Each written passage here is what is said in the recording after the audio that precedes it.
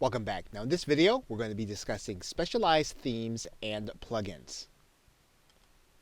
Now a WordPress theme can build in functionality to what it already does, but there are also specialty themes and plugins that will allow you to change the entire site. And this is important. As you notice, this website, this WordPress website is built in a directory.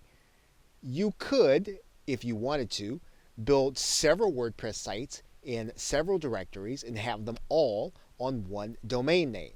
You could even have one main WordPress site on your main domain, as well as building a satellite of sites around on your domain name.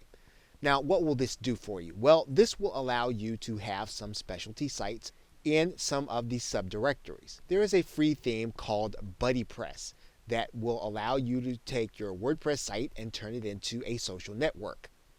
Now there's also a paid series of themes from a company called Premium Press. And the reason that this is notable, showing you the themes from Premium Press will give you a picture of what WordPress is able to do and what you are able to do with a WordPress website if you want to change the entire nature of it. So for example, we will take a look at some of the themes within the Premium Press family. There are micro jobs themes that will turn your WordPress website into a site for people who are looking for small jobs like Fiverr and other outsourcing tasks. There are shopping themes. There are actually directory themes where you can have a site that will be a local directory. You can also have a dating theme. There are themes within Premium Press that will allow you to set up a download site.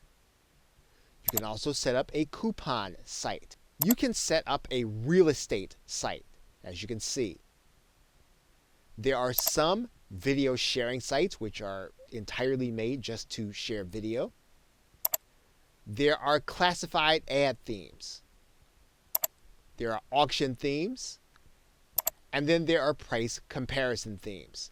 All of these themes are part of the Premium Press family, and they will change your WordPress website into something entirely different than something that you would just be using for posting. There are themes for car dealers to sell their cars. There are job board themes.